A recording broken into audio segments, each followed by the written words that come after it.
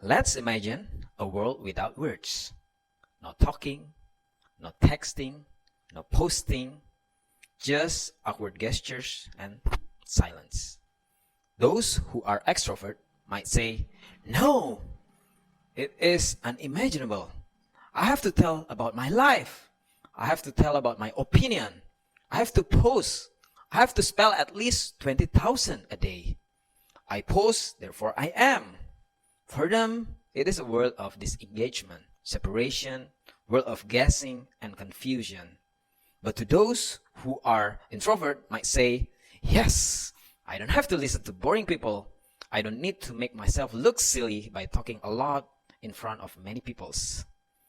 A world without word, W-O-R-D, is just an L, meaning it is a world of no stories, no inspiration, so it's a world of tragedy, world of emptiness. You cannot make sense of your world, you cannot make sense of your culture, time, the environment that you live. And for me, it is unimaginable. My name is Yosafat. I'm an NBA student who currently undertaking leadership and communication subject. So for me as a student, words are my main capital. I wouldn't get any grade if I have no words. At least there's a mark, for rewriting the question only, isn't it? Like a wage word, like upah nulis, So yes, words are incredibly powerful. But there's one thing that is even more powerful than words. Yes, it is about how you deliver your words, how you communicate. The greatest speeches, the most persuasive arguments, even the most inspiring conversation that you have, they all have something in common. Yes, the art of communication. So a powerful message can lose its impact if it delivered poorly, while even a simple words can transform lives when spoken with sincerity, with emotion, and at a good timing. So let's think about a time when someone's words deeply impacted you. Maybe it is a teacher who said to you, "Well, you have a potential." Maybe it is a friend who said that, "I'm here for you." Or it could be a parent who told you that, "I'm so proud of you." That words would likely stay with you, shaping you and how you see yourself and the world. The world's greatest communicators, one of them, namely Martin Luther King Jr., called Dr. King, he didn't just speak, but he moved people to act. And he mastered 4 timeless principles of communication. And today, I will explore those principles so you may be a better communicator. These principles are not just for leaders or activists, but they are tools for everyone who wants to make their words matter. And today, I want to show you, in the lens of Martin Luther King Jr., how he used this principle in his iconic "I Have a Dream" speech. So let's begin. The first stair that you need to climb, or the first layer that you need to peel to be a better communicator, is building your reputation. It is ethos of the communication. So ethos is foundation of trust. When people listen to you, the first thing they are asking, whether it is consciously or not, is, "Why should I trust you? Why should I listen to you?" If your audience doesn't believe in your credibility, even the most logical arguments or emotional appeals will fail. But ethos, it is not just about titles or years of experience. It's mainly about trust. It is about your integrity and whether you walk the talk. That is what inspires people to move.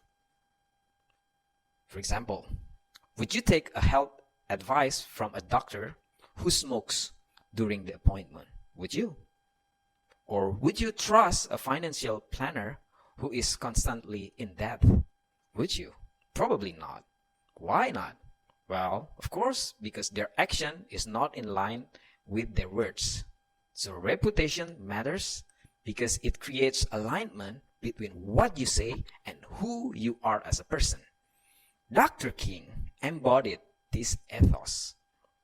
He didn't just talk about equality and justice, but he lived it. His life reflected messages of justice and nonviolence. He had been jailed for his beliefs for quite many times. He faced threats, but still, he kept march peacefully in the face of violence. He role modeled the nonviolence movement to his follower. His credibility came from his unwavering commitment to equality and nonviolence. So finally, when he stood there in the Lincoln Memorial in 1963, people didn't listen to him because of his title, but mainly because they trust him, because he lived the value what he preached. So trust is the bedrock of the effective communication. And here's the catch. Trust isn't built overnight. It is earned. It is the long game of ethos. It is not what you say about yourself, but it's more about what others say about you when you are not in the room. So here's one practical tip for you. Live your value, be consistent, build a reputation that speaks so loudly so your words doesn't just an information, but your words is an inspiration. So ethos is actually more than enough to be an inspirational and impactful communicator. Even Aristotle suggests that character may be called the most effective means of persuasion. But if you want to be a way better communicator, there's something that you need to add to your layer of communication. And we need to climb one more stair to be a better communicator. This layer called Pathos and Logos. What is Pathos? So if ethos opens the door, Pathos is what pulls people in. It is how you connect with your audience. It is the heart of communication. People doesn't just want to understand your message, but they want to feel it. Think about commercials, for example. Why do they show puppies and babies to sell cars? So because they know if they can make you feel something or anything, you are more likely to buy. Even if you are thinking that, why is there's puppies and babies in this ad? But somehow, you still feel good about the car, right? So it is pathos at works. They try to connect the audience with the message. So Dr. King knew about pathos deeply. He incorporated pathos in his speech. Quote, "I have a dream that my 4 little children will one day live in a nation where they will not be judged by the color of their skins, but by the content of their character." So can you see? His words weren't just an abstract ideas. They were personal and relatable. He made people imagine a better future ahead, not just for themselves, but for their children. His dream, Dr. King's dreams, become their dream. Here's the tips for you.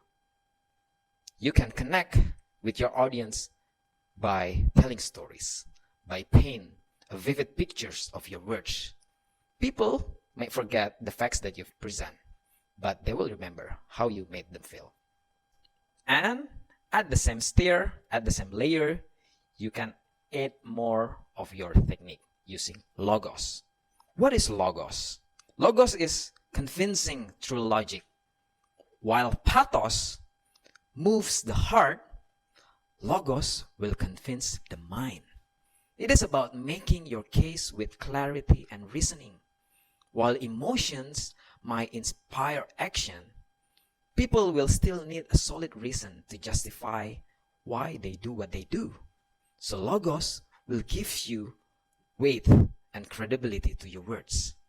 It is the structure that holds your message together. So in his speech, Dr. King didn't just inspire. He reasoned with the audience. He quoted the Constitution and referenced the historical facts to support his vision about equality. He reminded people The justice wasn't just emotional plea. It was a logical demand based on the nation's founding principles. Quote, "We hold these truths to be self-evident that all men are created equal." But then he continued, quote, "100 years later, the Negro is still not free." So, Dr. King connects the fight for civil rights to the broken promise of the Emancipation Proclamation. It is a historical fact, and by grounding his message with this undeniable truth, he showed that the fight for equality wasn't just morally right, it was a legally right and historically necessary. His arguments weren't just inspiring, but they are irrefutable. They are indisputable. So here's one tip for you. If you want to be a better communicator, you need to back up your ideas with a simple, clear facts and examples. Logic will give your audience a solid reason to believe in what you're saying. But here's one free tip for you. If you try it with Indonesian, it may won't work. For example, if you want to connect your argument with the nation constitution, the higher up, the politicians are smarter than you think. They will say just, okay, let's change the constitution. Let's change the regulation. So they are cleverer than you thought, yeah? So we have explored ethos, pathos, and logos. It should be more than enough to make you a better communicator. But here's the 1,000 but. If you want to deliver a memorable and historic impact to your message, you need to climb one more stair. Bear with me. One more stair, one more layer to peel that ties everything together. What is that? Finally, it is the Kairos. Kairos is the power of timing. Even the most powerful words can feel flat if delivered at the wrong moment. Kairos is about recognizing when the audience is ready to hear your message and seizing that moment. It is the difference between delivering a powerful message that resonates and saying something important to a completely uninterested audience. Think of Kairos like a comedy of communication. It is all about timing. Imagine you tell a joke, but missing the punchline by a few seconds. That joke will fail. The same happens in communication. Even the best message loses its impact if delivered at the wrong moment. So Dr. King, in his I Have a Dream speech, it is a masterclass in terms of Kairos. The timing couldn't have been more significant. The speech came at the March on Washington in 1963. It is during a pivotal moment in the civil rights movement. Hundreds of thousands of people gathered in front of the Lincoln Memorial, and the world was watching. But you know, what makes this moment even more powerful is what happened during the speech itself. Initially, Dr. King had left the phrase, "I have a dream." He has prepared his script, but his advisors suggest that he was overused the phrase, "I have a dream." As he was speaking during the speech, something shifted. He paused for a moment, like for 10 seconds, and in that silence, a gospel singer, Mahalia Jackson, who stand nearby, tell to Dr. King, "Tell them about the dream, Martin. Tell them about the dream." And at that pivotal moment, Dr. King trusted his intuition. He abandoned his script and began to improvise and put "I have a dream, I have a dream" many, many times. That decision that made in a real time transformed the speech from great to legendary. Here's a tip for you. Trust your instinct, be flexible, and adapt your message in the moment. Read the room, read the situation. So, you know how and when to deliver your message. So let's back to the first question about a world without words. Now, let's imagine the opposite. Imagine about a world where every word is used with intention, where trust is built with ethos, where hearts are moved with pathos, minds are convinced with logos, and timing is mastered with Kairos. Dr. King's speech, I Have a Dream, didn't just inspire a moment. It sparked a movement. It helped drive the civil rights movement to an achievement like the Civil Rights Acts of 1964 and the Voting Rights Act of 1965 for the colors and the black people. It challenged the America to live up to its founding principles and become a beacon of human rights movement worldwide. But maybe you say that, how can I reach the level of Dr. King? So you don't have to lead millions to make a difference. Just start small, speak with integrity, share your stories, stand up with what you believed in. Because when you combine ethos, pathos, logos, and kairos, your words can inspire others. And those small movements can create waves of change. So how will you use your words today? Will they build or they break? Will they inspire or discourage? Words are one of the most powerful tools that we have. Use them wisely, use them authentically, use them with purpose. Because when you do, your words won't just be heard. They'll be remembered, felt, and acted upon. And that is, my friends, how we change the world. One word, one action, one moment at a time.